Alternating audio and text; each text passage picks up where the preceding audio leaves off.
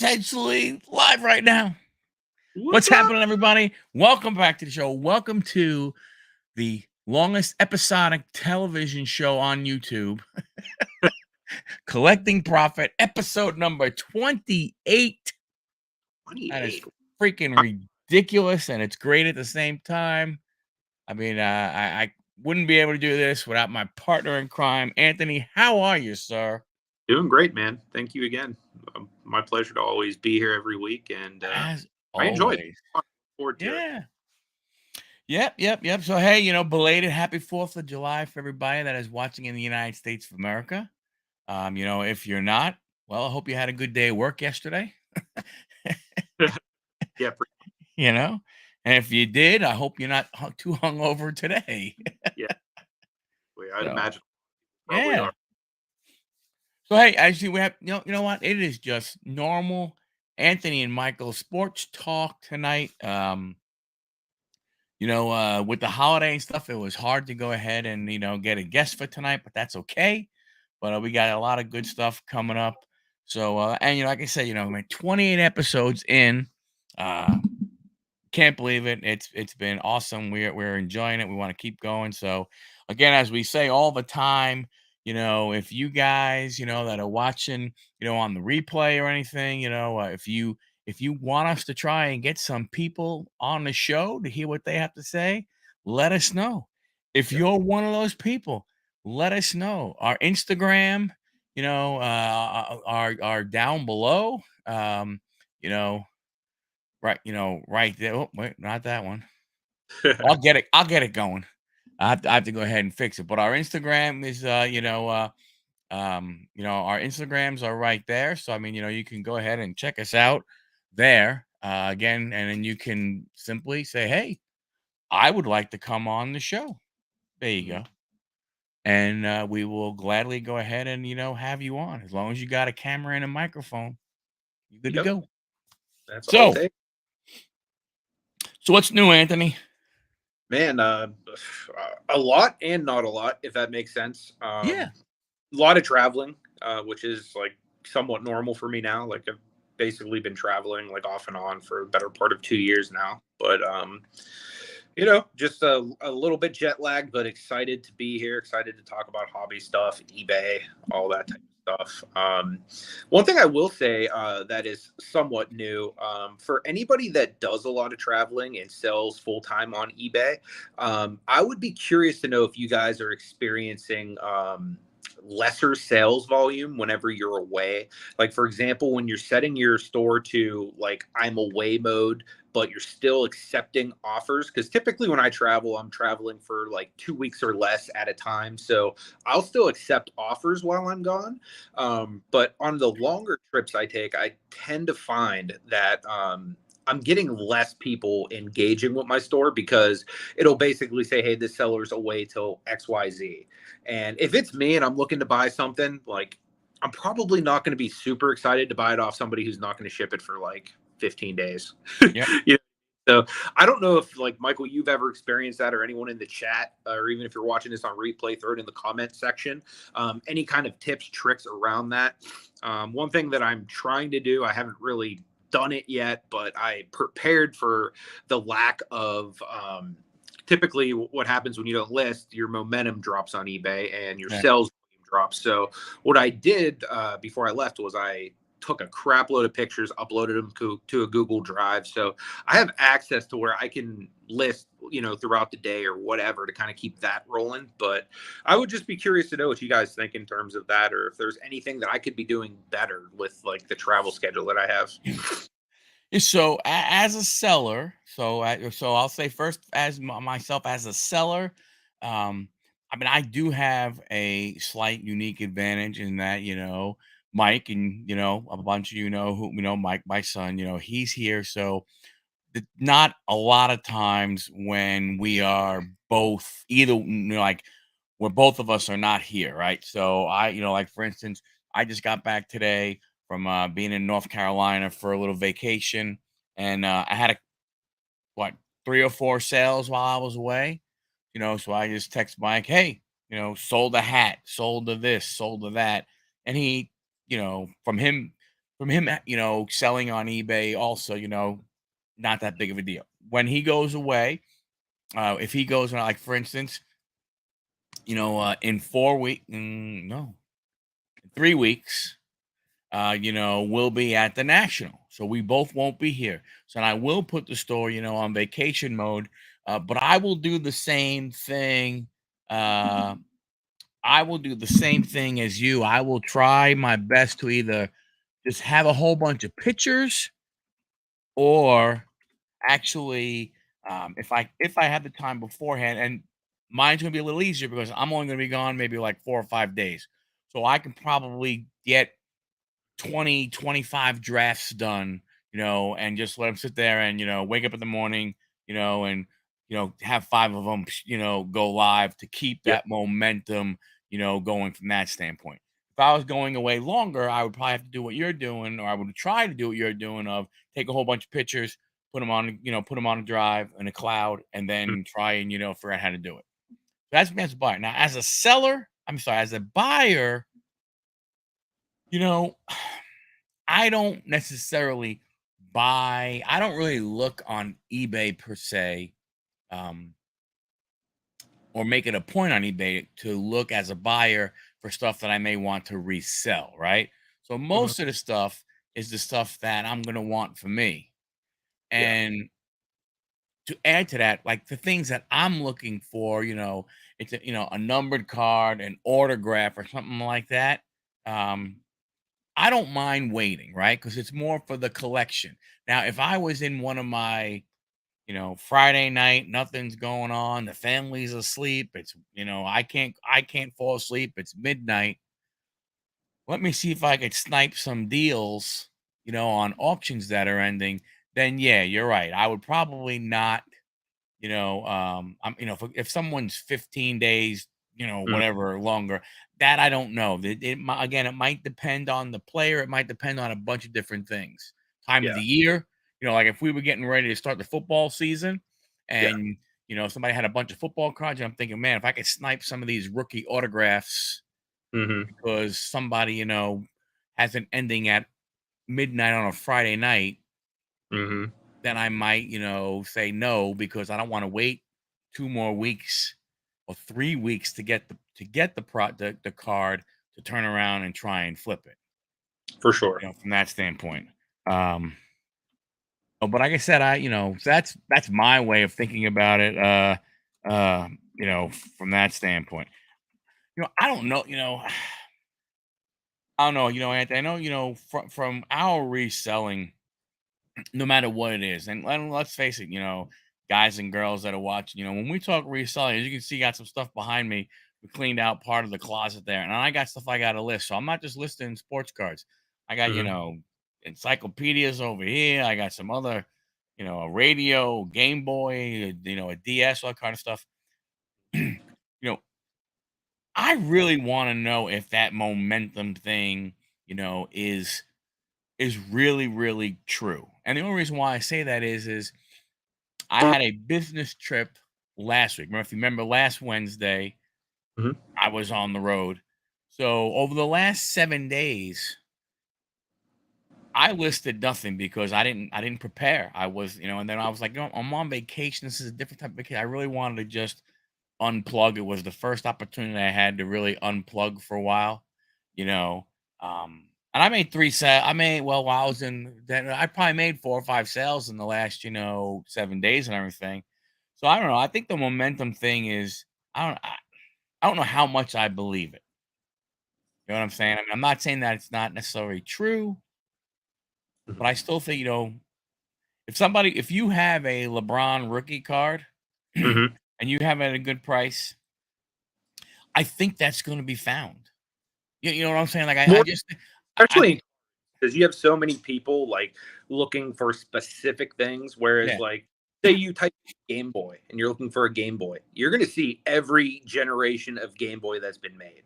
But if you're looking up LeBron James, tops 2003, you're going to see one of two cards. Yeah. Either one with him holding the jersey or the one with him dribbling.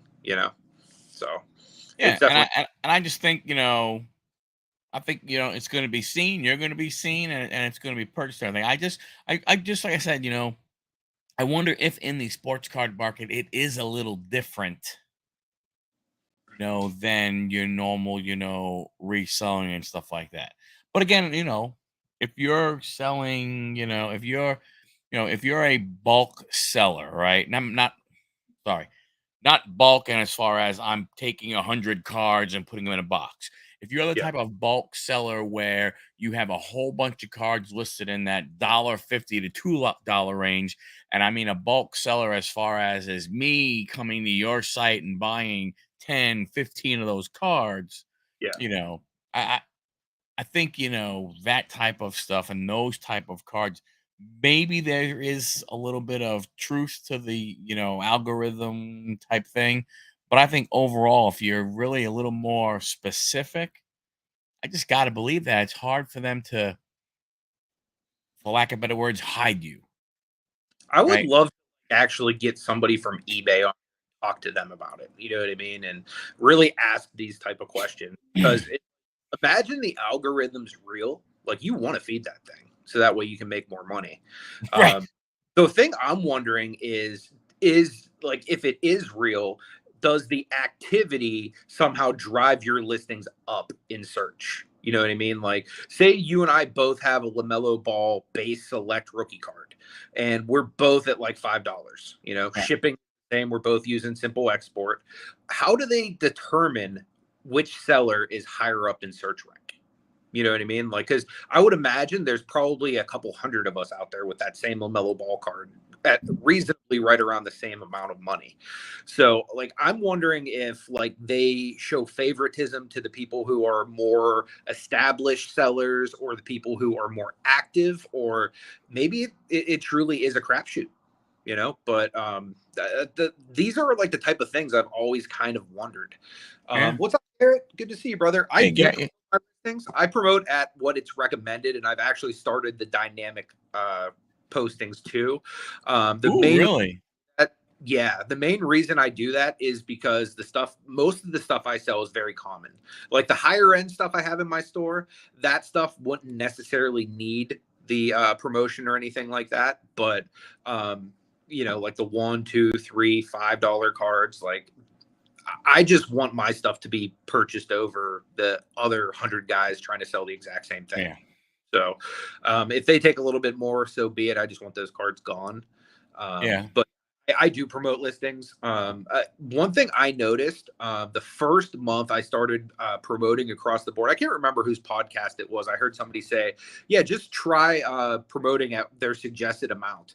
And the number of impressions on my store went from like maybe like 100,000, 200,000 in a month to like over 1 million. Like, so it Wow. was like very, very substantial. Like the amount more people that were now looking at my stuff. So I don't know. I just think that's powerful. Like when it comes to a market that's like very crowded, especially with like a lot of the stuff I sell. Like I'm not somebody that's going to be out there ripping the high end boxes. You know Correct. what I mean? Friends with guys that rip the high end boxes, and I get to keep all the crappy cards out of those boxes. But yeah, I'm not one of them. You know what I mean? Like it's just I can only get kicked in the nuts so many times. Like I like to rip, but as far as like ripping the super stuff, it's just not for me. Yeah. Uh, I promote 5% across the board right now. Um, and what I think I'm gonna do is I think I'm gonna do it for the month of uh July. I mean, well, I've been doing it, right? But what I'm gonna do for the month of July is I actually want to see what my numbers look like in July, get a baseline at let's say 5%, and then for August, maybe switch all my card listings mhm. to whatever the suggested is and see what the number looks like. Garrett, Um, yeah, I do use the global shipping program as well. I What do I not. Sometimes if it's somebody that has like good feedback, sometimes I will even use pirate ship to save them a little bit more, just as a courtesy. But for the most part, if it's somebody that I'm A, unfamiliar with, or B, doesn't like have a lot of feedback, I just normally will use eBay's global shipping because you do get extra protection as a seller that way. So I recommend it in that regard. My store, I send out a lot of 20% off coupons to people that have either followed my store on eBay or people that have purchased from me on eBay. So I get a decent amount of repeat customers that way just by giving them further discounts to come back. So there's some guys like when they get that 20%, they'll come buy like 50 to 100 cards. Now, granted, they're not buying expensive cards; they're buying like $1, $2, $3 cards. You know, maybe sometimes up to 10. But just getting that savings like really beneficial to a lot of people. So Yeah. if you kind of margin, like a lot of my cards, like for example, I talked about my friends that rip high end boxes, and I get to keep all the crappy cards. That's free inventory. If I'm making $1 on that, that's $1 profit. You know what I Right. mean? Like I'm able to like give deals on some of that stuff. So if you're able to, do that, it's a good way to kind of drive sales. But again, you want to make sure you're not dropping 20% off of something that you can't afford to drop 20% off because then you might be taking a loss. So you kind of got to weigh the pros and cons with that and kind of see like what you have into each item. What's up, Paul? Good to see you, brother. Hey, Paulie. So, I do not um use eBay's global shipping. I do all my international shipping on whatever I sell uh, through pirate ship. And Definitely you cheaper that know, way. huh? It's definitely cheaper that way. Well, it's not only that, it's all, but you have to understand, it really is, it's actually cheaper for your customer because when you use, I mean, unless it has changed, and I haven't get, Garrett, let me go ahead and preface this by saying I have not looked into some of the changes that eBay has made to their program. But Yeah. in the past, it has always been more expensive, especially for our Canadian fellas and gals up north, because previously through eBay's program, they charged for all of the, whatever you want, what do they call those, the taxes and all that kind of stuff, right? All those fees and everything like that, they charge up front, even if you don't have to pay. And that's one of the things that happens is you see that sometimes not every product that you sell has a fee to it when it gets to that country. So but eBay doesn't matter. If eBay says there's a $10, a 10% fee across the board, they do 10%. Even if you sell, let's say, a video game or a sports card that has zero fee, or a Yeah. t-shirt that has zero fee, they pay it anyway. So there are a lot, there are a lot of people, especially Canadians, who will not prefer not to buy from US sellers that use GSP, because of that. Now, the great thing with eBay is you could go in and you can enroll, I believe, certain countries through GSP, and then you say, "Hey, I will ship direct to Canada," and then you can use pirate ship, and Yeah. you can, both save money. You'll save money as the seller, and your buyer will save also because they're not going to pay all those duty taxes and everything like that that they have to pay. And for those of you guys who've never used Pirate Ship, it's a great resource. Like, say you sell something to somebody that's not close to you and you want to just ship it, it's easy for that. But if you sell something on eBay specifically, they have an integration tool to where you can actually just click on the eBay logo on their page and it'll literally bring up all of your sales that you have ready to ship. And you basically just click ship and it comes up and you enter in like your dimensions and your weight just like you would on eBay. It's super easy, user friendly, and like Michael was saying, it is substantially cheaper for a lot of people when it comes to international shipping. I don't sell a ton internationally, but I'll tell you, I'm probably about, two or three a month. Yeah. I mean, for sure. And like, I'm not even, hey, John, how you doing, buddy? And I'm not even talking like, I mean, like all over the place. I mean, I'm trying to think. I was looking. I think what a couple weeks ago. I sold a believe it or not, I sold a Cheetah Girls Christmas CD to somebody in Germany. I can't believe you'd let go of your Cheetah Girls CD, man. You feeling Look, all right? it was hard. It was very, very hard. You know, The prayer for Mike without the Cheetah Girls. I'm gonna have to go back online now and rebuy it. Yeah, seller's remorse. But from that standpoint, now, and speaking as we are, talking about eBay and everything. So, don't forget for anybody, so eBay has the standard envelope for basically 19.99 and below, Yep. but then they have 20 above. You have your first class shipping. Don't forget this Sunday night they start that new consolidation of first class, parcel select, and one other one. I forgot it off the top of my head. Sorry.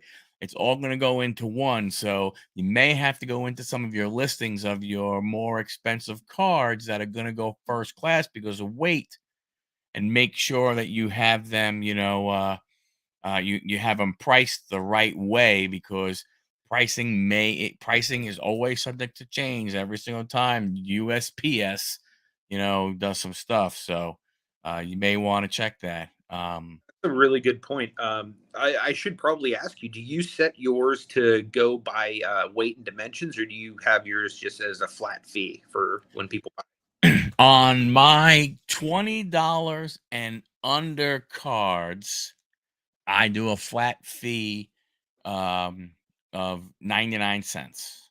Okay, On anything over 20, I go by weight, that makes sense. I from that just standpoint. I typically just keep mine at weight.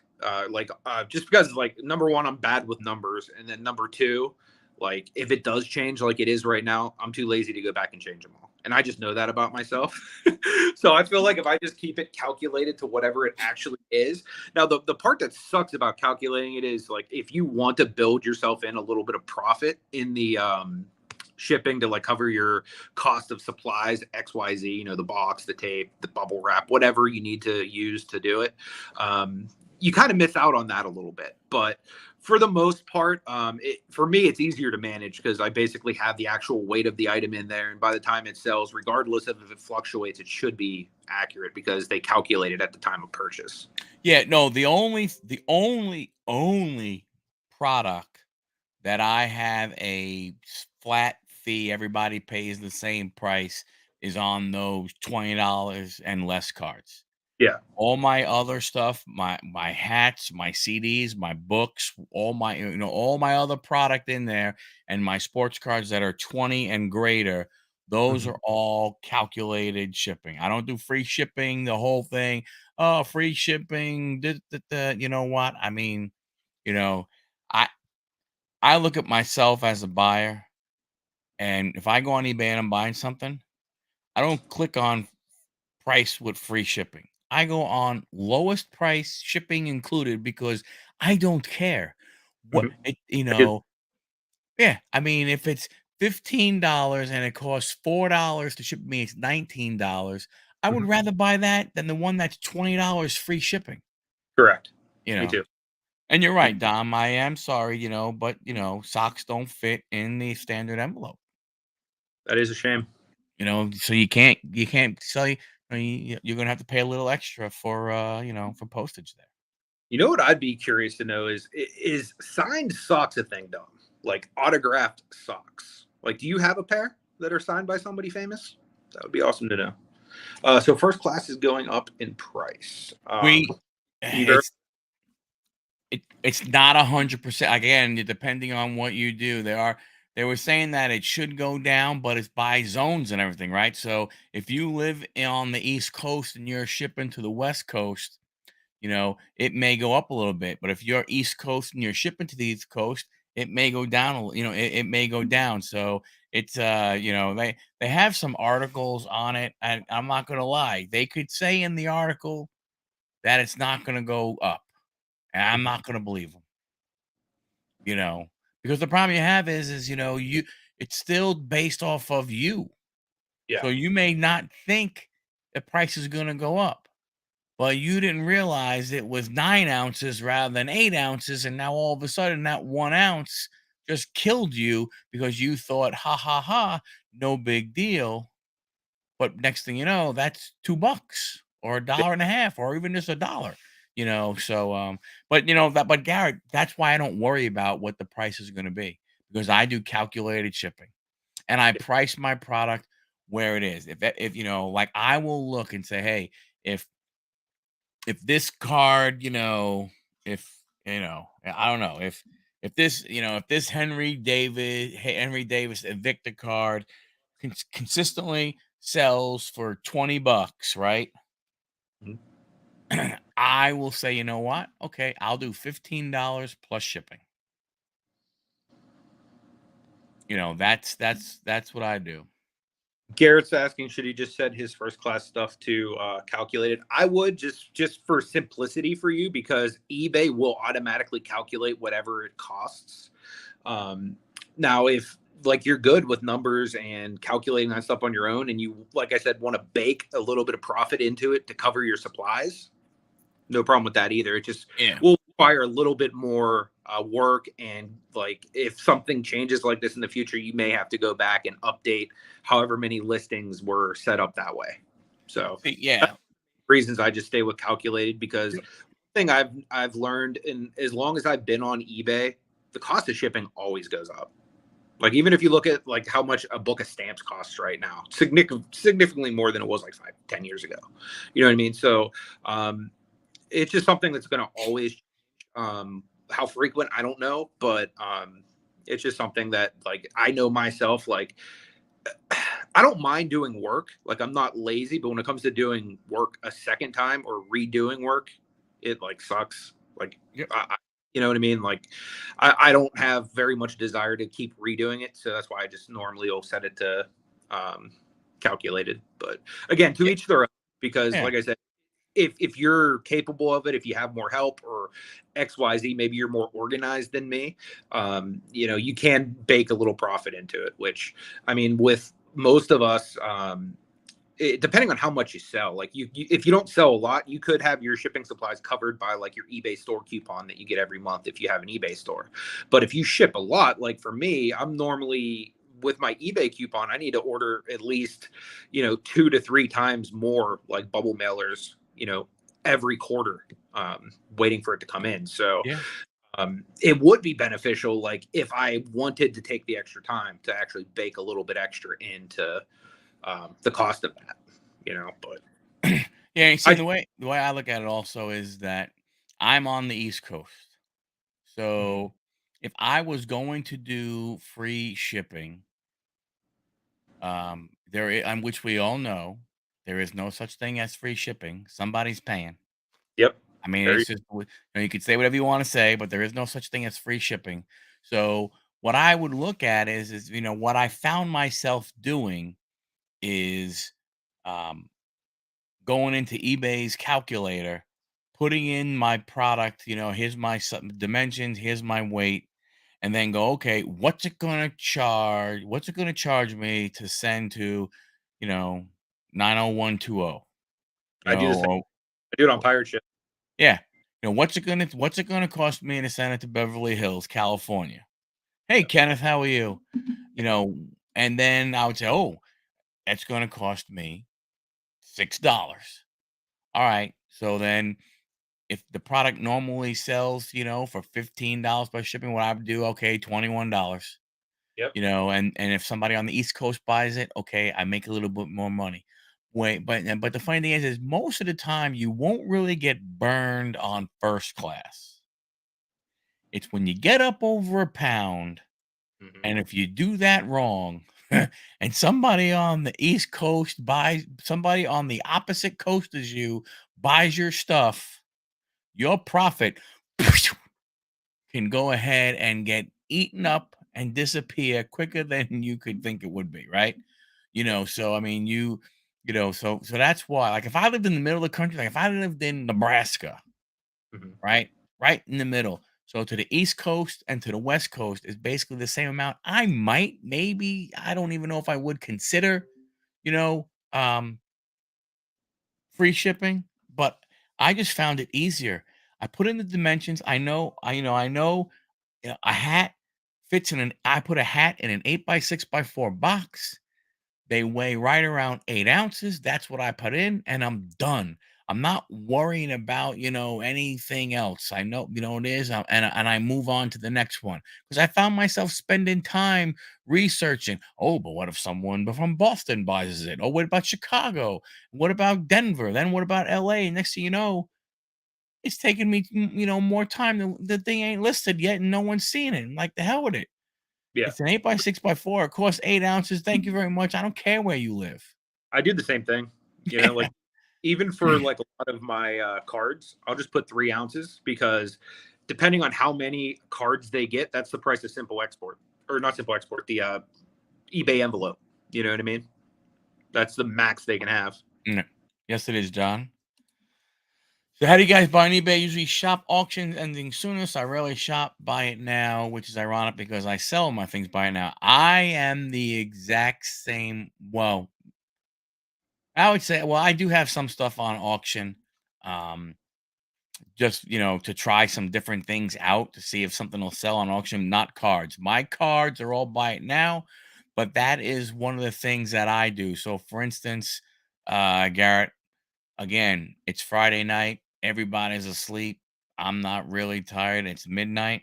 I go to eBay and I, let's say, go, you know what, I feel like looking for basketball rookie autographs.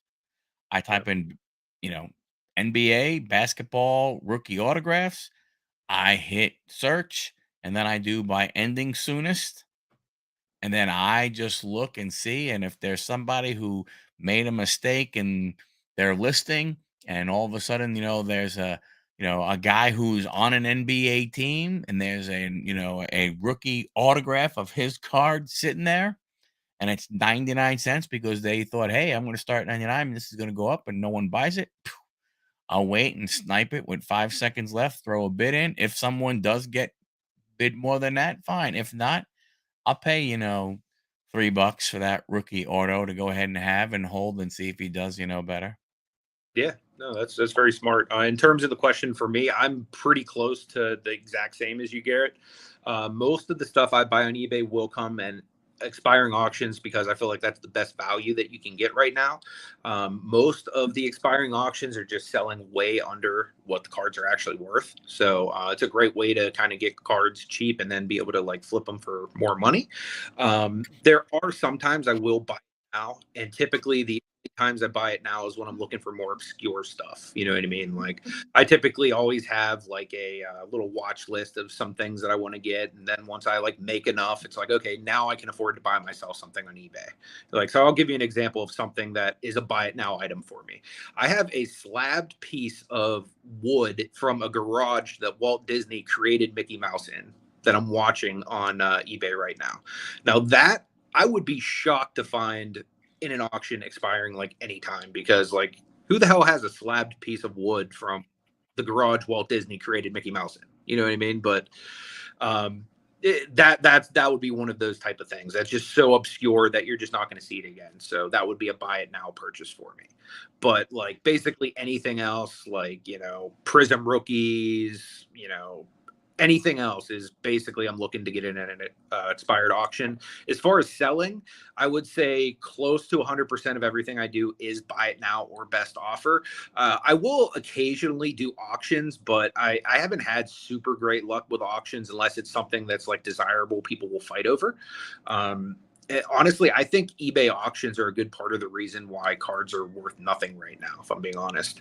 It might be a little bit of a hot take, but here's essentially the way it happens. It's like one guy will buy a card for $10. The next guy comes by, he wants it for 9 because if it's sold for 10, he wants a little bit of a deal.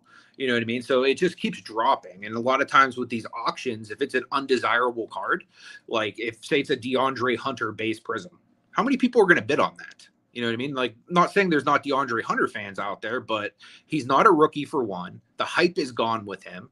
And there's probably a million base prisms of them out there. So if you're selling that at auction, you might end up with like some $5.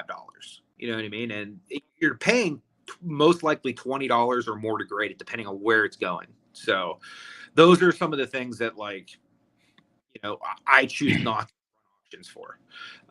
But again, if it's something that people are desirable, or that's very desirable to people, like if I had a LeBron RPA or a Curry RPA or something like that, 100% put that in auction. I mean, honestly, I had something like that, I might even consider putting it in like a golden auction or like one of the bigger ones that attract like rich people. You know what I mean? Like that.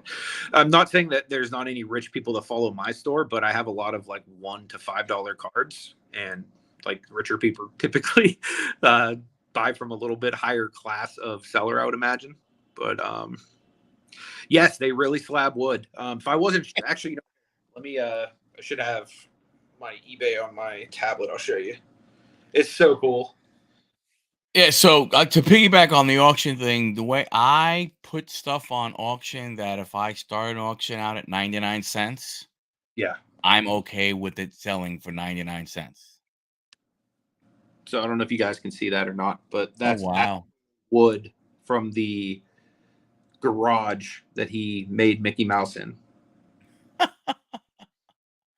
That's so cool, man.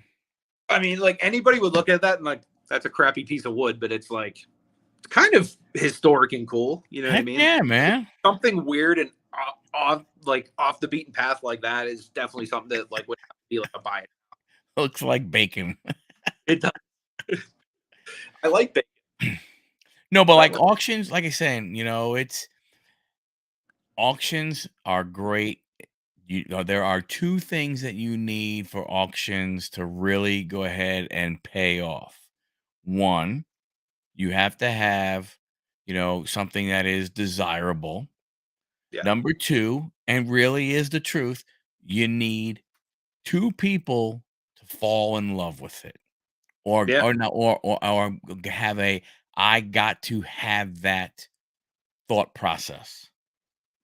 Correct. Right, because if you don't, you sell it for 99 cents, or you sell it for, if you started at, "Oh, this should go to $300, so I'll start at 9.99."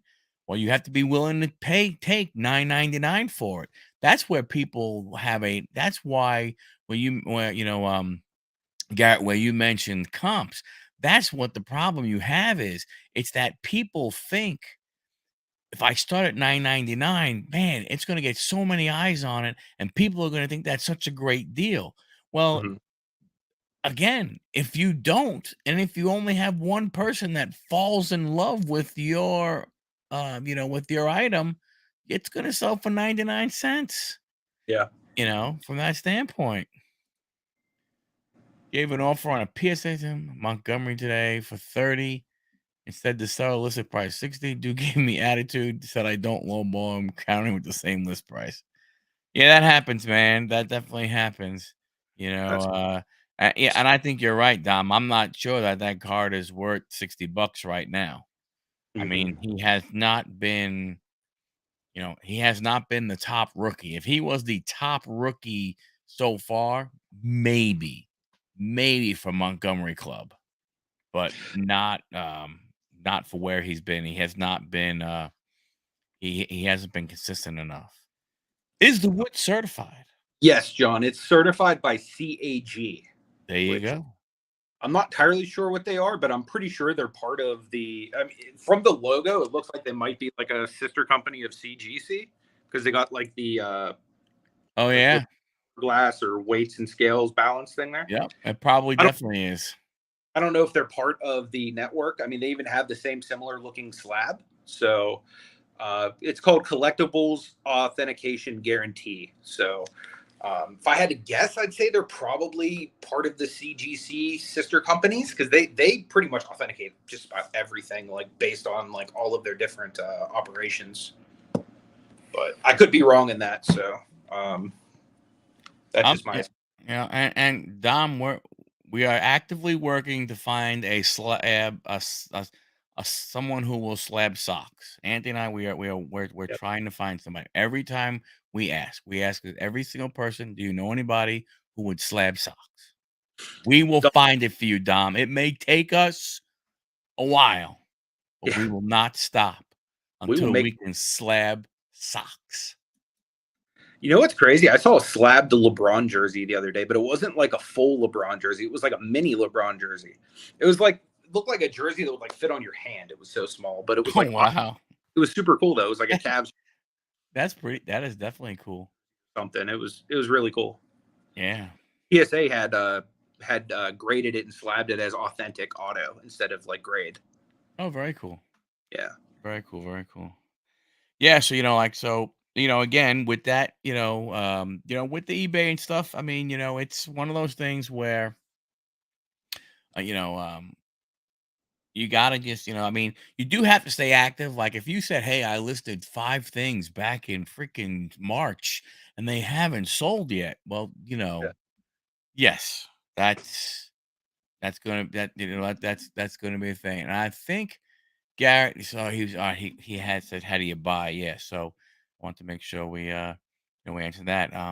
But yeah, I mean, but Garrett, getting back to to the buying on eBay, and then you look, Dom had his thing, where he said about the guy where he's trying to buy a Senga, Montgomery rookie and stuff, and you know, people believe that their stuff is worth more than it is. So they're, trying to buy to resell on eBay. To me, that's more of that sniping.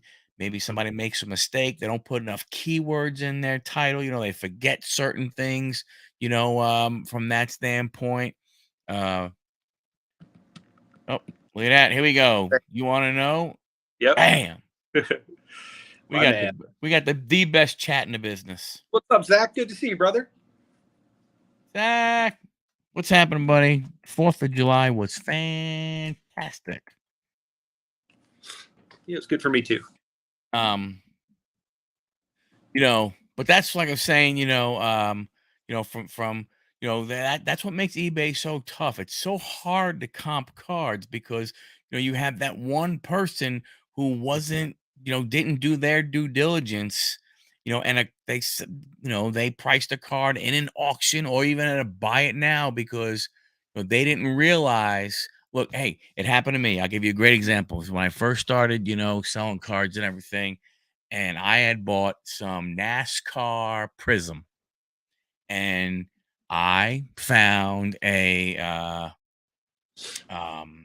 I found in the box. It was a purple uh, disco, and I looked at the card, and I mean, look, I looked at it when I pulled it. I was like, "Oh wow, this is cool, purple disco, woo, this is excellent," and I took pictures of the card. I took a picture of the front, a picture of the back. Looked it up online, went through. Disco goes for around $8. Okay, I'll bill mine $8. This was before eBay standard envelope, so it's Yep. $8 plus shipping. Nice and easy. One, two, three, bing, bang, boom. The card sold in a matter of, I don't want to say an hour and a half, maybe. And I was Nice. like, wow. Went ahead. I'm getting ready to pack it up. I have it in the penny sleeper ready. As I'm putting it in the top loader, I'm like, "Son of a bitch, that card was to freaking 50." Oh, dang. Yeah, it wasn't, it was the purple disco. So it was Wow. purple. I just thought it was purple. Oh, it's purple card. No, it was the purple disco. Now, it wasn't just the disco, it was purple disco, which was numbered to 50, and I was like, "Son of a gun." Hey, Big. so the customer went ahead and got a great deal. So that's what happens. They noticed it, they looked at it, and they went, "Wait a minute. Ooh, this person must not be able to this person, made a mistake." It never said, slash 50, in the thing, but I did put purple disco. I didn't know purple disco was numbered. Somebody got a great deal on a card. So that's the type of stuff where you can take advantage of. You have to take advantage of someone's mistake. Definitely. A question here in regards to will you be banned from selling your breaks online now due to fanatics or not? I will. I have not received any information. I do have to talk to eBay to find out if I'll be able to do it, but I'm going to say that more than likely, I will not be able to do breaks on eBay anymore. which is very, very unfortunate because I had just gone ahead and, purchased, some product to actually do 2 more breaks over the summer on eBay, and now it's like, crap. And I would love to do them on YouTube. I would love to do them on Instagram. My only problem there is they're gonna take too long to sell out, if they Yeah, sell out at all. true. I'm just not fortunate enough, on my own, um, on my own, channels to be able to, have enough people come in to where, I could sell all the teams and stuff like that. And if I'm only going to sell half of them, I mean, might as well just rip the damn product and just scan every freaking card and throw it up, and take all the good ones and put them up in all the base, put them up for $1.50, and move along. Yeah, for Um, sure. You'd probably actually make more because you'd like lose half the box that way, and then you could lose the big hits. You could end up with like the crappier teams. yeah, exactly. Hmm. So, yeah, I don't, John, it is crap that they're doing it. I don't, to me, I could understand that John, they're looking at, uh, I can understand that they're looking at, they're looking at a lot of the scams that have been going on and all that other kind of stuff. I get that. Big John collects cards. Hey, Larkin. I Big can John. understand that. I really can. I can understand them looking, but look at the people who have they could do a search. They could do easily do a search and see who is selling breaks because it says box break in the titles and everything on pretty much every single one of them. And then Mhm. look at those people's feedback. And if and if people um and if people have good feedback, why wouldn't you let them continue? Yeah. And if people have crappy feedback, go ahead and ban those people. But what happens is you group everybody together, and then only, let's face it, only the super duper, the bigger ones are the ones that are going to, be able to do it. So again, it's like the uh the little guy. Yeah, yeah, like Big John says, the single sellers, right? If they come after people selling singles, you're 100% correct. I mean, but the problem is if they, if they all of a sudden now look at that and then try and tier that and say, "Hey, we're only going to allow big time sellers of singles to stay on," well, then, man, I mean, they would really, really, really hurt themselves a lot. Mhm. You It'll know, be interesting if eBay has any kind of cahoots with Fanatics on this, like if Fanatics is greasing them or anything. Because here's the thing: like I could see like Fanatics being like, "Look, you cannot get allocation if you're going to break on eBay without our permission." But somebody like you who already has a crap load of Panini, who cares? You know what I mean? Like unless you're actually actively allocation, which I mean, I don't know that you are, but if you're not, then and eBay isn't going to enforce it, I'd still do it personally. but I don't think they're going to let you list in the category. I think they're going to do something along those lines. I'm going to try. I'm going to find Yeah. out. I think it's the I think it is the 17th or the 18th of, I think, Uh, of July, or I think, or it might be that might be one of the last days that if you had I think it was any auctions or anything that is done that is online before that date, you're okay. But I think I have to double check, but I'm gonna see what it is, and whatever after that day is, I'm gonna try and stuff and see what happens. yeah, you know. I don't Well, blame I you. don't know. See, to me, I don't think eBay and Fanatics are foes right now. I think eBay and Fanatics I think Fanatics went to eBay and said, "Hey, you you you gotta you gotta stop this." My fear is that they looked at a lot of the shenanigans that is going on Whatnot, and they said, "Hey, if you're gonna start having this eBay live stuff, if you're gonna start doing this kind of stuff, we don't, we don't want the same kind of crap that's Speak, happening on Whatnot."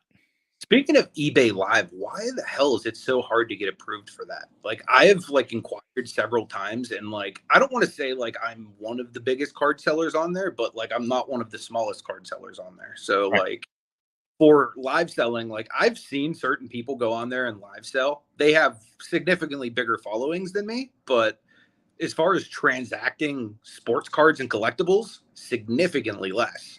And Yeah. eBay is the business of making money. So you think that like what you actually do business wise on their website would like have some kind of like standing, but like I just got big leagued pretty much like every time I've ever reached out to them. Yeah, and I think, look, don't get me wrong, like, I can kinda sorta understand they see the crap that's going on Whatnot with all these cards, mysteriously, not making people's piles and then showing up being slabbed and resold, like, on golden auctions, right? Yeah. You can kinda understand while there's a gun shyness, but again, why do you throw the baby out with the bathwater? Why are you going ahead and punishing people who did nothing wrong and who have done nothing wrong, who have followed the eBay rules Hmm. in step, great feedback, yet you Yep. go ahead and just all of a sudden go, that's it. Like Hmm. Matt Hardy, delete, Yeah. Pretty much. and you're all done and we'll go from there. You know, great Dolomite. Welcome. Hey, good to see you. Thank you for being here. Yes. Yeah, they bought PWCC. They definitely want their own marketplace. And Yeah. PWCC is well versed in getting higher prices, being that they show bid. So they should make more money with them. Oh, Lockett said the same thing. Oh, they do nothing about show bidding either. Yes, correct. Yes, Well, they actually exactly.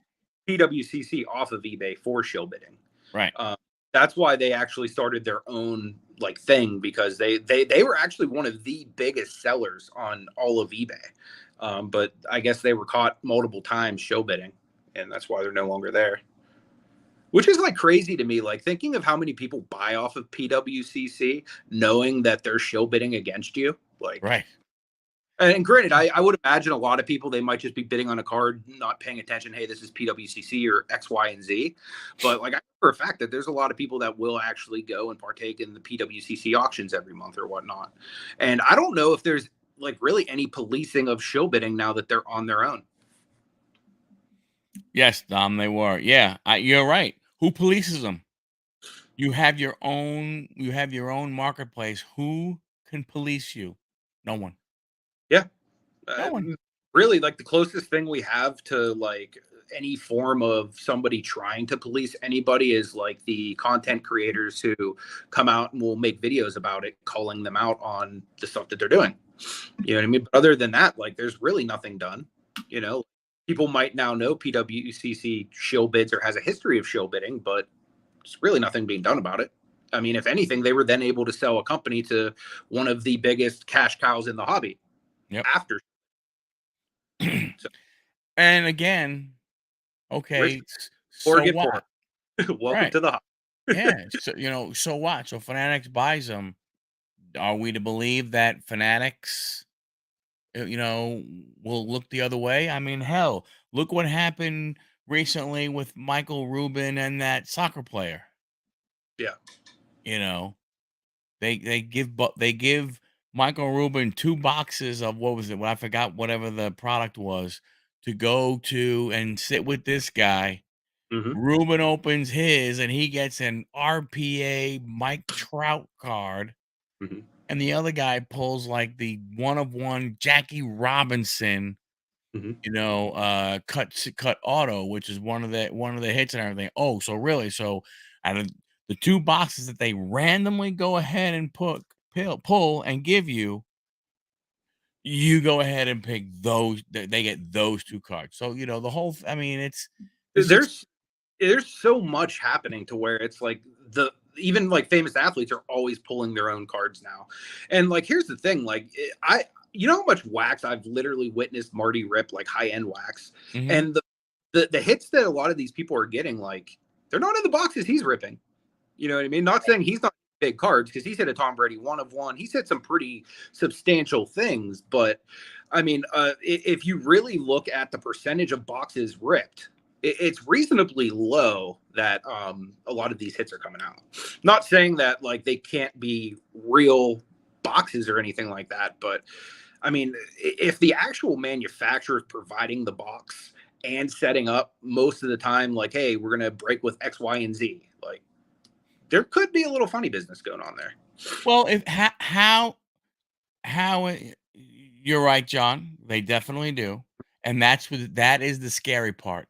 What becomes of the current product? It always it. I mean, I'm sorry. It makes you want to stay away from certain products right now because you don't know what they're going to wind up doing.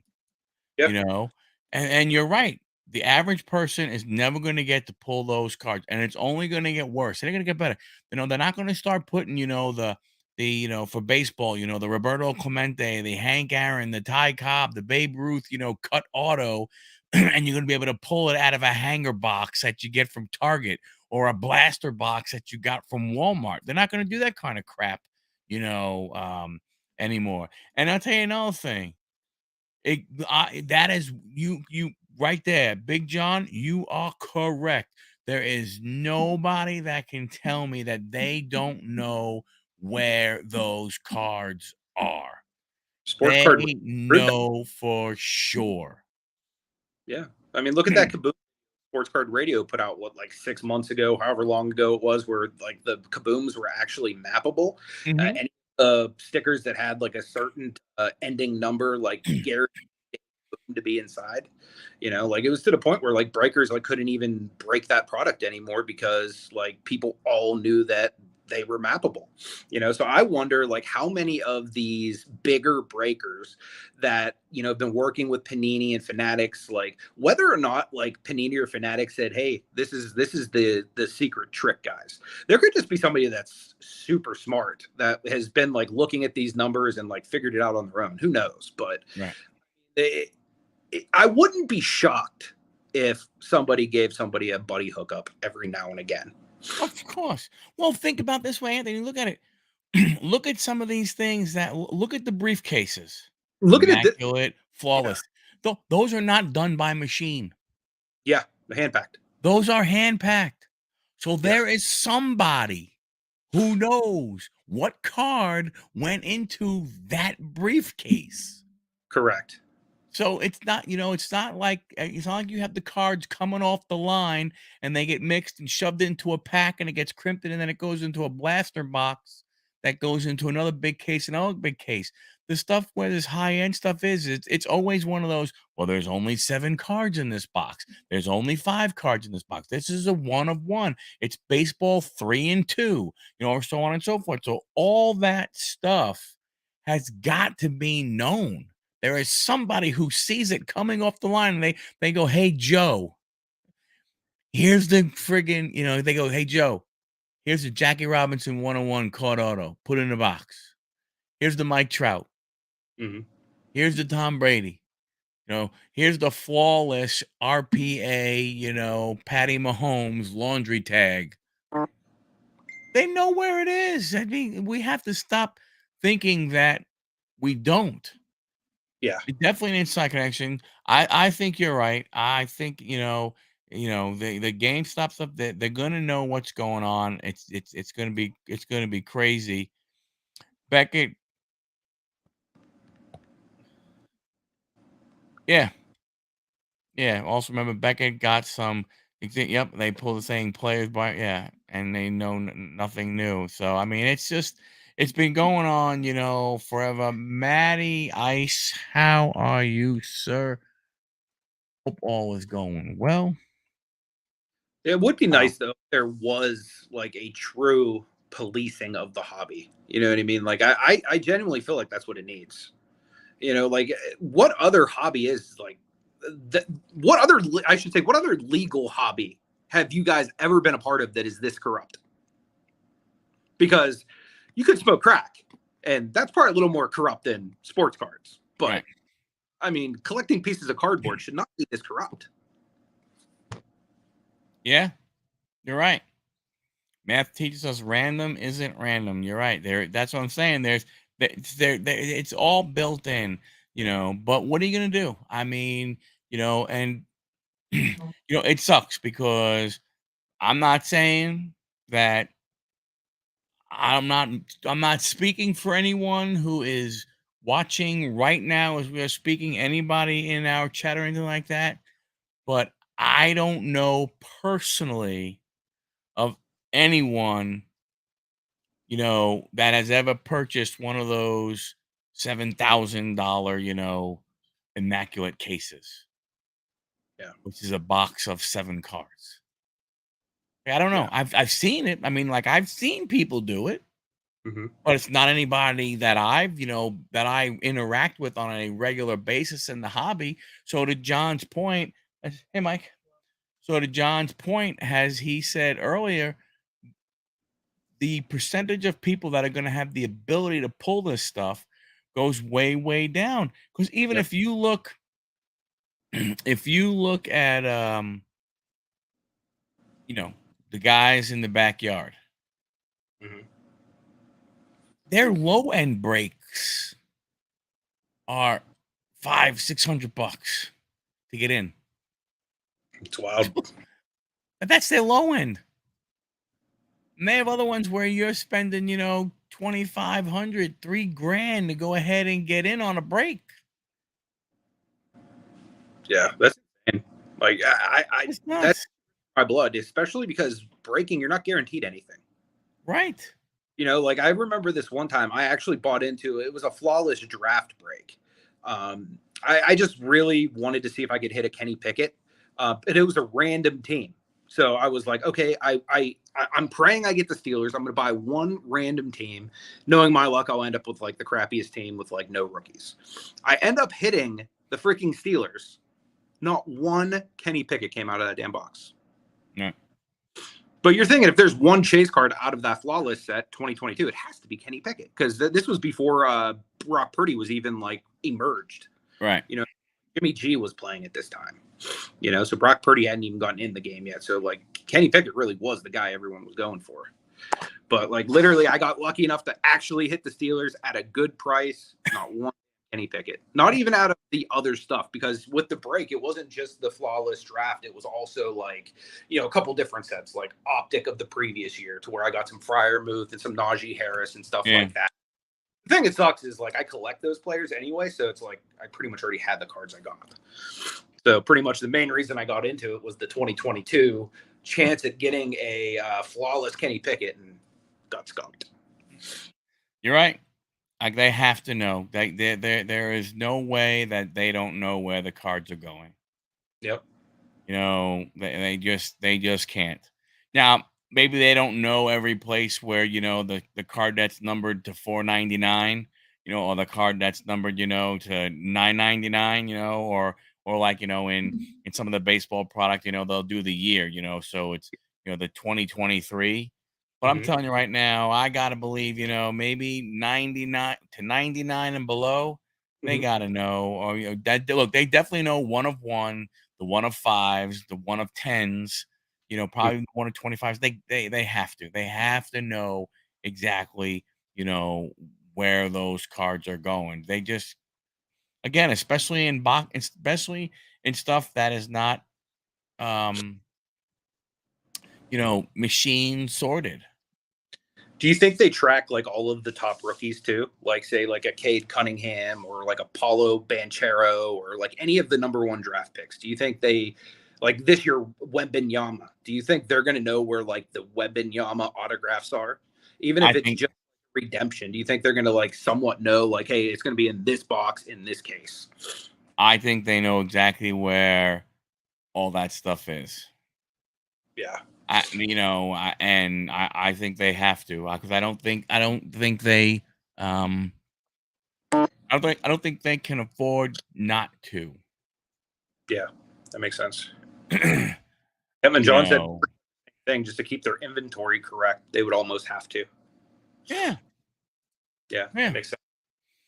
They gotta know. I mean, you know, again, I think depending on, what it is, I think there might be certain product, like I was saying, Um, they may not know where a redemption card, is of a player that is going to be, in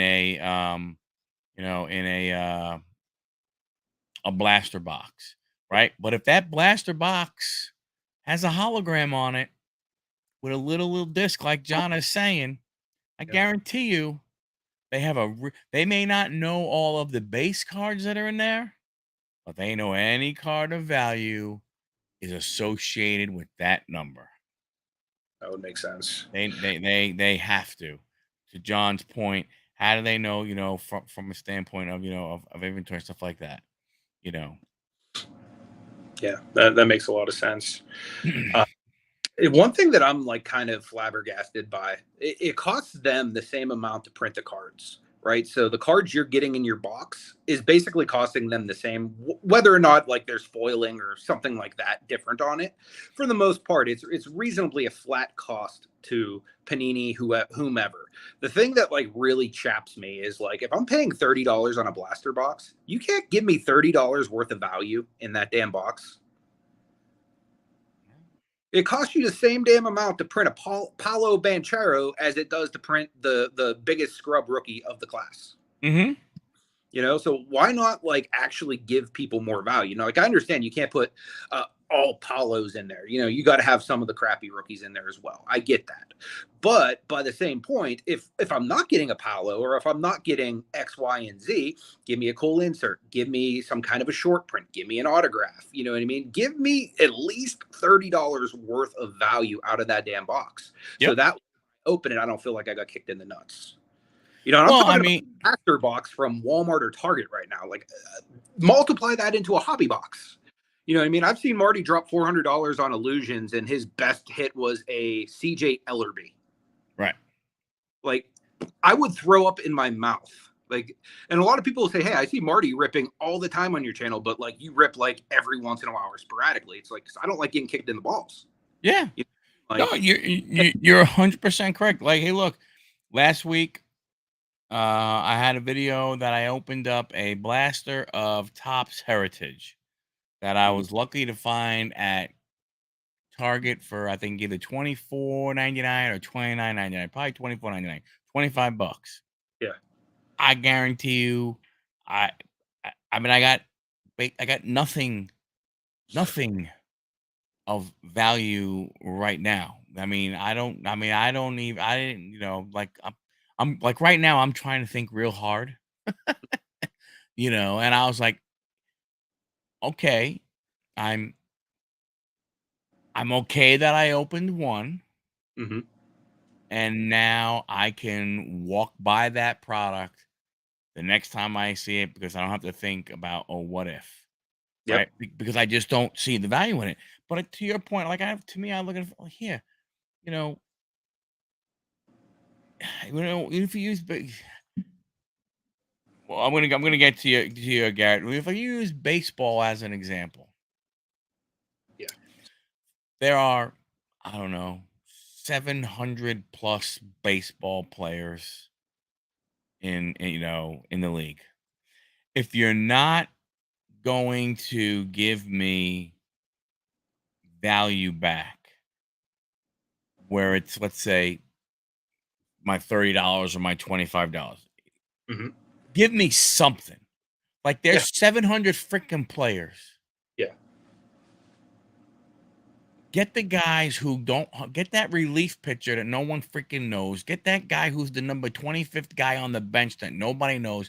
Have them sign 20 or 30 cards yeah, and put an autograph in every freaking box.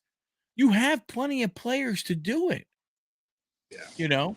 So, okay, so have the guy who's the lesser known player, have him sign 200 cards.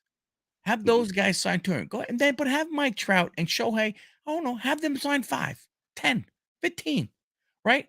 But there's no reason why you can't do something like that. At least give somebody some hope. yeah, Every box has an auto. Every box has an auto. Holy crap. There's hope.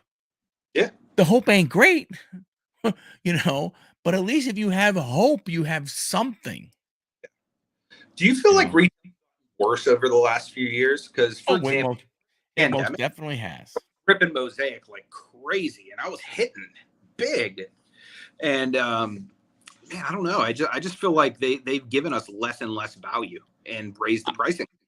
I think when you look at things like when you look at these breakers, when you look at Mojo, when you look at Backyard, when you look at a lot of these guys, Hmm. I think you are you're looking at the fact of is that they're seeing that that's where the hits need to go. Hmm. Because do I sell a $25 hobby box or do I sell a $150, I'm sorry, $25 blaster box, or do I sell a $150, hobby box? But before we get on, so you think cards are going out the back door? I do. Dan the Cardman's done like several It videos lately of it would certain yeah, cards. it would not surprise me. I would believe, there is something going on. Yeah, I would not be shocked. I mean, especially like say the products are selling significantly less. So if a person like me, who back in the day would go buy several boxes just for myself to open, doesn't even want to open pretty much any of them, I'd rather just go on eBay or to my local card shop and just buy the singles I want. Yep.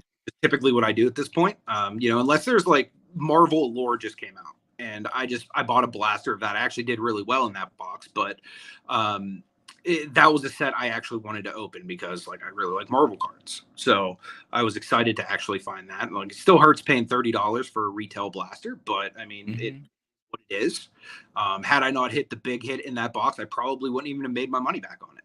You know what I mean? Like, but again, they were giving me cool stuff. You know what I mean? Like Michael said, like even if I'm not getting $30 back, give me some cool stuff that I'm going to actually like to have in my collection.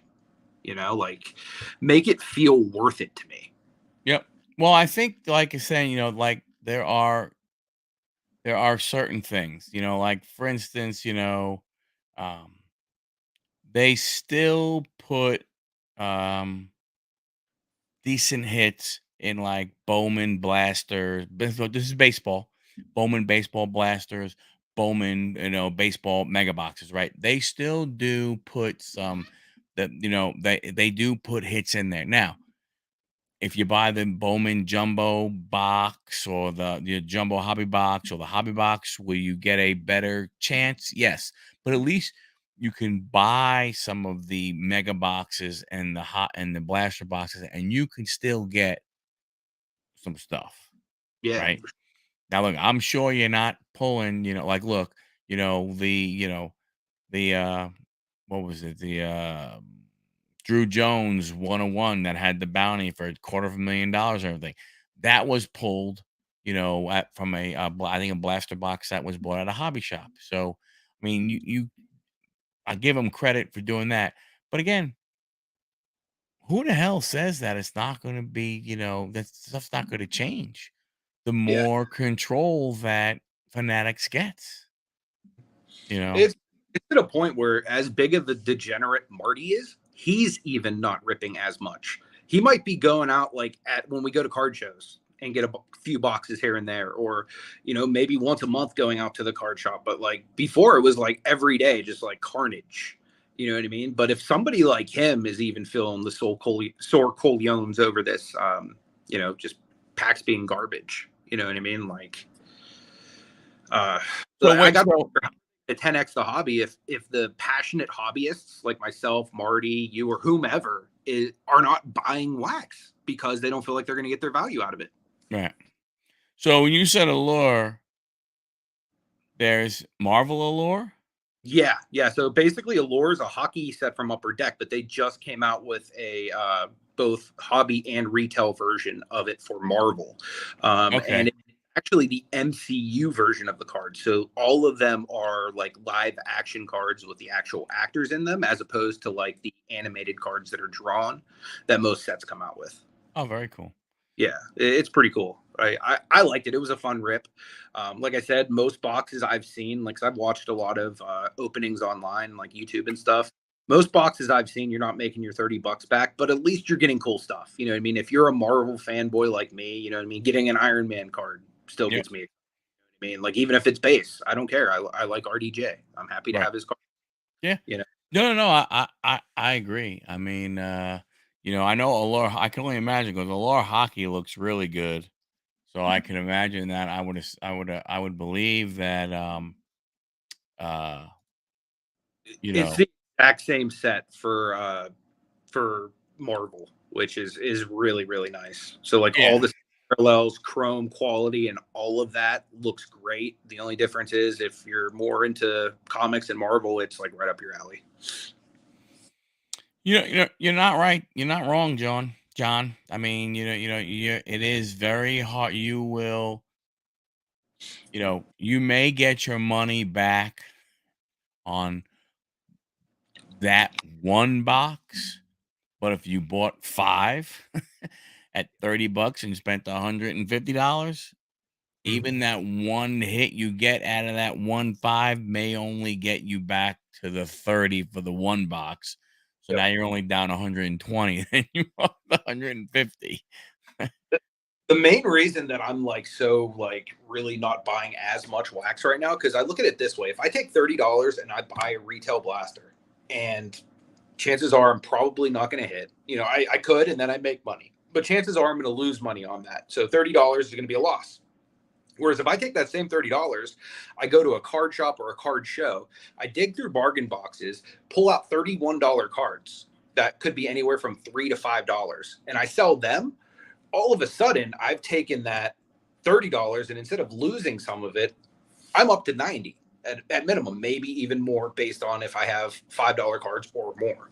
Like, I mean, I've pulled Mahomes rookies out of bargain boxes just within the last several months, like Yeah. nothing great, but like a $15 Leaf rookie that sold like literally within 20 minutes of listing it. You know what I mean? Like, there's a lot of people out there that can't afford the higher end Patrick Mahomes stuff, so they're going to settle for a Leaf card and they're going to cherish it as their Mahomes rookie. So if you can find that type of thing in a $1 box like that, that's where you really start to make the bang for your buck. Yep. That's some of the stuff that I'm doing. I mean, and I will buy more if I like the card, the way the cards Mhm. look. That's how I But if am I right now. but if I It, buy one that's like, boom. I think we, Mhm. the buyer seller have Mhm. to you have to draw a very thick, hard line between when you buy retail versus when, Mhm. and the buying of the retail versus selling of the retail, right? Because if Yeah. you're buying the retail, I think you have to buy it because you like the way the card looks, the way you want to try and get, your one or two players. That's really what you're going for, right? You're going for more PC stuff. Yep. I Exactly. think if you can't go into that, you have to go into it that way. I don't think you can go into it having the reseller mentality. I think that's where what you talked about. If you're going to have the, excuse me, reseller mentality, excuse me, you're better off going to a card show Yeah. and digging through and trying to find some treasures that way if you're using it as a business. If you're a collector, completely different story. That's what's cool about this hobby. You have the collectors on one side, you have resellers on the other side, and then actually in the middle, you got the both, right? Yep. You got those two guys that are you got the guys that are right in the middle and they do both. And they Mhm. use both, but the guys to me, the guys in the middle, the guys like, you and me and stuff, we use the buying part, or well, I'm sorry, we use the selling part to fund the buying part. Yep. Absolutely. I mean, with this as expensive of a hobby as it, you almost have to, unless you come from money. You know what I mean? To be able Yep. to drop like multiple $100s a week on Yep. cardboard. You know what I mean? I'm gonna try, John. I am going to try. I'm gonna go out tomorrow. I'm gonna try. Nice.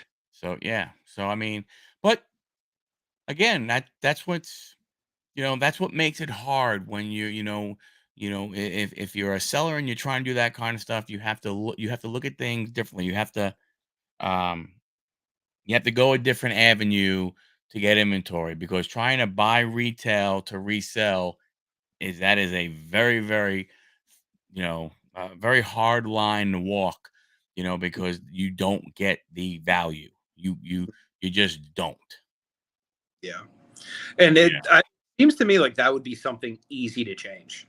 You know what I mean? Even if, like, say you get a shorter checklist in the set, you know what I mean? Like, do we really need to have like sixth, seventh round picks in football? I don't think so. Do we need to have offensive linemen and defensive linemen? I mean, like, as like key rookies to get in sets? I don't think so. Right. If I'm a Steeler guy, if I'm getting like a DeMarvin Leal, it's like, okay, like, that's worth nothing. You know what I mean? Like, I can throw that in a binder, but could have bought that card for less than $1, at a card show. Yep. No, you're right, John. All that Topps product that they had sitting around, the Bowman Platinum, the Heritage, the Gallery. What else did they have? They had Gallery and they had something else. I can't remember what it was. I think it was like 4 different ones. But you're right. Hard to get value even out of that. You got to get lucky. You got to get lucky. And can you get lucky? Sure. Sure you can. You bet your bottom dollar you can. Out of a $20, gallery box, I pulled a Ronald Acuna, 8 out of 10, auto out of one box. I bought more than one box though. I'm sure. I probably bought more than, well, I probably had to use two hands if you Yeah. count the number of boxes that I bought. Now I don't know what that card goes for. I can't find a comp for it. He's having an unbelievable year this year. It pays for me to go ahead and hold on to that now, you Yeah, know, definitely. and then see what I could go ahead and get for it. But okay, even if it's a ridiculous number, let's just say, I don't know, let's say it's $150 card. Yeah. At best case scenario, no, that would be a flat out lie. Worst case scenario, I may be I don't lose as much money as I will. In the Yeah. best case, or I should say in the best case scenario, I don't lose as much money as I should Yeah. because of For sure. that one card. But it's not paying for all the but I loved gallery, so I bought the Yeah. crap out of it. It's not going to pay for it, Yeah. but you know, Yeah. I won't, like I said, I won't lose as much. That's the tough thing, is really trying to mitigate that risk and finding those cards that kind of pay for everything. You know what I mean? Like, watching Marty like rip like tremendous amounts of wax, and then to think like his like one of one Tom Brady had to be sold because he bought like $5,000 worth of boxes to pull that one of one Tom Brady. You know what I mean? Like, that's the like real truth with a lot of these people that are getting big hits. Unless you're really lucky, you have to rip until you hit. You know what Yep. I mean? And then like you have to have the money to be able to do that, because if not, you're just losing big. You know what I mean? Because say you're there, you spend $5,000 at a card shop, and you could walk away with $2,500 worth of value. Who knows? Right. Maybe less. Yep. But you get lucky and you hit that big, case hit downtown, Joe Burrow or whomever. You know what I mean? That's worth multiple $1,000s, Oh and yeah. all of a sudden, everything that you just got is now covered, and you get to keep like all of the lesser cards. You know what I mean? Like, you don't even get the really exciting hit doing it that way. So that's like kind of, in my opinion, the part that kind of sucks too. Yeah. You know, you would think spending all that money, oh, now I get to keep the really expensive card. But now you need to use that really expensive card to offset all of the price of all of the other packs that you just bought. And you In get reality, when you're doing that, you know what you're hoping for, Anthony? what's You're that? hoping that you do not, and I'll repeat that. You are hoping that you do not hit a PC card. Yeah, That's for what you're sure. hoping. That is where you're hoping. You're going, look, I know it would be cool to get that autograph on my PC, but Hmm. I've ripped this is my third box ripping this shit. Please just give me somebody else that I don't collect so it'll be easier to sell. I don't want, Imagine hitting a one of one of like one of your guys. You know what I Yeah, mean? That would be really difficult to move. Like a Pete yeah, Alonso of yeah, one, like looking card, super fractor, whatever they yeah. are in. No, Yeah. you're right. Yeah, you would be happy because you'd be lucky to get that high. But that would be the one thing, right? Because that like that would be the thing, man. You know, you're like, hey, you know, I'm not a big, I don't care. I don't have an emotional attachment, to player X. But Mhm. I really love this guy here. Don't give me, it's like you want that card, Mhm. but you don't want that card because you're like, damn it, I'm into my third box now. You Yep. know, I'm a couple grand in the hole. Son of a gun, If I if Yep. I hit if I hit my guy, that sucks. Yep. That's a hard card to sell. That's the Yep. one way you price it to keep, not sell. Yeah. All right, okay, I'll list it. Yeah. $18,000. EBay store right now that are like that. Like if somebody comes by and gives me more than it's worth, I'll sell it so I can go rebuy it because I don't Yeah. want to move. Yeah, and Diamond Princess pulled that Trout and the Otani auto for somebody else in her live ripping shit, man. That's awesome. Yeah, That would be a hell of a card to have in your collection. One of one Michael Chavis. That's yeah. All nice. right, that might be a little tough. Yeah. Yeah, That she would- cried when she smelled those out. The one of one Tom Brady I was actually talking about for Marty, I actually pulled that one myself and was like, hey, this is the most valuable card I've ever pulled. Yeah, here you go. Have fun. Yeah. Thanks, Marty. Yep. Thanks for giving me the thrill I and the mean, pain. it's still cool to pull one of one. I think that might be the only one of one I've ever pulled. So, and it was Tom Brady, and it was the tuck roll, which is even cooler because that was kind of when all the cheating started. So you had the thrill of victory and the agony of defeat, Correct. all in a Simultaneous. matter of seconds. Yep. Yay! Oh, I mean, luckily it here was you going to go. a great friend of mine, so it's like at least stays in the family. But Yes, of course. yeah, that's a tough one, especially when it's not your box. Yep. Yeah. Ah. Oh well, hey man, we've been going almost an hour and a half now. Yeah. It's been Go fun. ahead and we'll go ahead and call it a show. Yeah, yeah. We'll be back next Um, over on my channel. We have Steve Splenda coming on, so it should be a pretty fun interview. but So we're moving to Thursday next week, that's right? right. Totally forgot. Yes, we're going to be Thursday evening next week to help accommodate Steve's work schedule. So, are you flipping Rip and Ship to Wednesday? I guess I'm going to. Awesome. Yeah, because I would very much like to have Huddle card collection here with me. It's kind of a staple of the Thanks, show. Tommy. Yeah, But yeah, John, we'll definitely have you on. We will get you on the calendar, my man. Get you on the calendar. yeah, would love to. Any of you guys that want to come on, even if you don't have channels, you collect cards, you love the hobby, you sell on eBay, like Yeah, you have value to bring to our audience, So I don't want you yeah, to feel just because like you might not have any kind of following. We don't care about that. Like we're not here for clout. We're here because we're passionate about the hobby and selling on eBay. And we yep. care about you. So if you would like to come on, just let us know. We'll make it happen. That'd be cool. Well, thanks everybody. Don't forget next week will be Thursday on Anthony's channel. We'll get the thing set out there. So make sure you subscribe so you get the notification. And go to his channel and hit the notify me button. This way, you'll get that notification also. Thanks a lot, Anthony. Thanks a lot, man. No, great Yeah, show. appreciate Uh, you. and we will see you guys next week. See you guys.